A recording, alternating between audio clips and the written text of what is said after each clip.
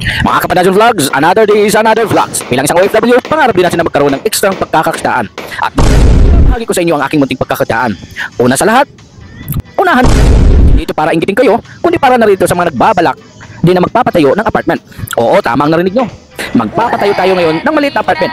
Para kahit papano, may pagkakitaan tayo balang araw. At para sa mga marites dyan, ito ay para sa inyo. Alam ko naman, hindi kayo matitigil sa buhay ko para ipagkalat. Hala, bakit nagkaroon siya? Di ba katulungan yan sa Saudi? Wala siya ng pera. Sigurado, utang yan. O siya, huwag na tayo lalayo. Umpisahan na natin muna sa hagdanan. Una, magkano at ano ang mga materialis na kailangan para mabuo ang chismis este, ang hagdanan pala. Bumili tayo dito ng 5 pirasong ordinaryong plywood. Nasa halagang 350 pesos ang isa. Conforme pala ito ang presyo kung saan tayong lugar. Mali ko ba kung mas mura sa inyo o mas mahal sa amin. Tapos, kabilya. Ang size naman ay 10mm. Tig 225 pesos ang isa. Mali 8 piraso lang ang kinuha natin. Tapos ang 12mm naman, tig 210 pesos ang isa. At kinuha din natin ay 20 piraso. Tapos pako or nails na ang size ay 4, 3, 2, 1, 1 media. Hala, ang dami naman. Abay, natural. Hindi naman natin pwedeng itali-tali lang natin ang plywood. Tapos, Sahara, 1 kilo, na tag 60 pesos. Ang tire wire naman, 1 kilo din, tag 95 pesos. At ang simento naman ay 10 piraso muna yung kinuha natin. Ang 1 piraso ay 225 pesos.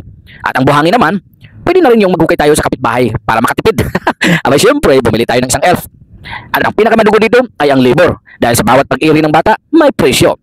Labor o yung gumagawa dito. 2 mason ang kinuha natin, bali tag 700 pesos ang isang araw sa kanila.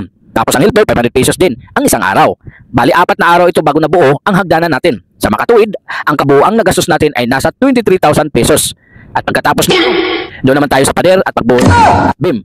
Gawa din natin yan sa next video para meron naman tayo panibagong content. Kaya abang-abangan nyo na lang para may dagdag kaalaman na naman tayo sa kung paano tayo magbuo ng apartment. Maraming salamat. Ciao, bye. Amo si Mayaas. Si Mayaas amo.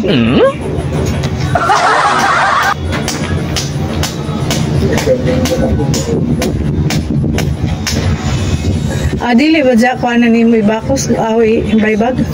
Navy? Ay, baybag. Itong paras? Saan man? Dili ba dyan Navy? Jis ba dyan?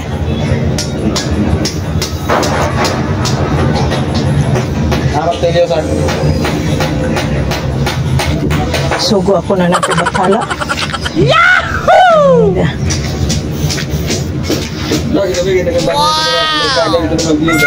Ano?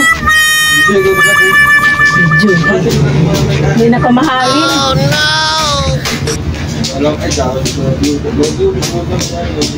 Nurin-rin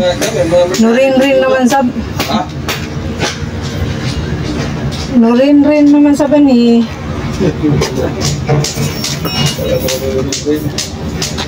Bazaw dyan mo sukod basta mahiwi.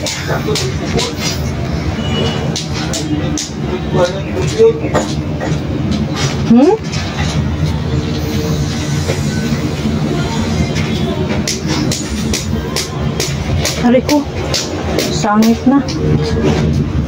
Hari.